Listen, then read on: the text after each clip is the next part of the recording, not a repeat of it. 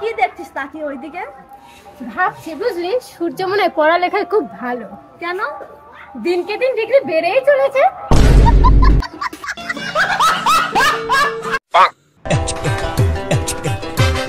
দাদা ওই 10 টাকা চিপসের প্যাকেটের দাম কত?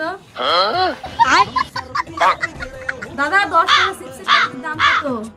কি করে ঠিক আছে তাহলে এবার তুই কি বারে হয়েছিল রে? আমি তো সোমবারে হয়েছি। আর তুই কি বারে হয়েছিস? আমি তো বুধবারে। আর তুই? আমি তো রবিবারে হয়েছি। হাট, রবিবারে তো সবকিছু বন্ধ থাকে, তাহলে কি করে হলি?